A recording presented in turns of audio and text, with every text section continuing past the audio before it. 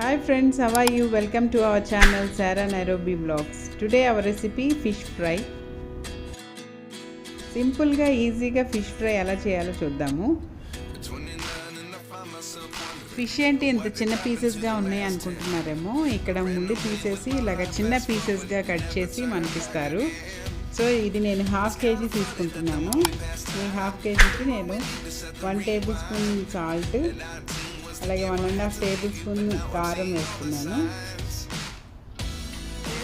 అలాగే half tablespoon jeera powder, half tablespoon dhaniya powder, అలాగే 1.5 tablespoon ginger and garlic paste, ఇలా 1 table spoon cornflour ఎందుకు వేసానంటే బైండింగ్కి బాగుంటుంది, లేదంటే అదంతా మసాలా అంతా దిగిపోతుంది ఆయిల్లో ఫ్రై చేసినప్పుడు.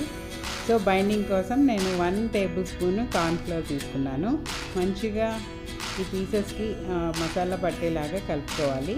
ఇలా కలిపిన తర్వాత ఒక హాఫ్ అన్ అవర్ పక్కన పెట్టుకుని తర్వాత ఫ్రై చేసుకోవాలి.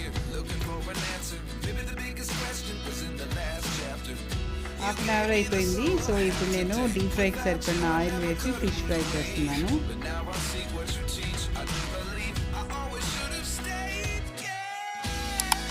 ఫిష్ ఫ్రై ఎప్పుడు హై ఫ్లేమ్లో పెట్టి ఫ్రై చేయకూడదు, మీడియం ఫ్లేమ్లో పెట్టుకోవాలి. అప్పుడే లోపలంతా చక్కగా ఉడుకుతుంది, లేదంటే పచ్చి పచ్చిగానే ఉంటుంది, పైన మాడిపోతుంది.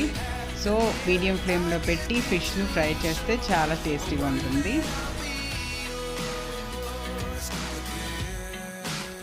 ఇలా 2 వైపులా తిప్పి ఫ్రై చేసుకుంటే సరిపోతుంది.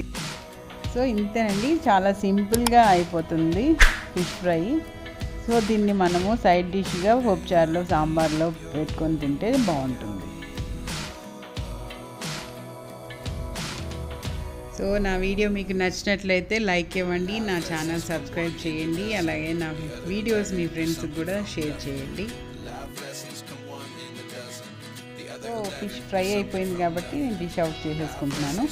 సో మీకు కూడా నచ్చినట్లయితే మీరు కూడా ట్రై చేసి చూడండి. ఇలాగా ముళ్ళు తీసేసారు కాబట్టి చిన్న పీసెస్గా కట్ చేసి ఇలాగ ఫ్రై చేసుకున్నాము. సో మీరు కూడా ఇలాగ ముళ్ళు తీసేసి ఇలాగ పీసెస్గా కట్ చేసి ఫ్రై చేసి చూడండి, చాలా టేస్టీగా ఉంటుంది. సో మీరు కూడా ట్రై చేయండి.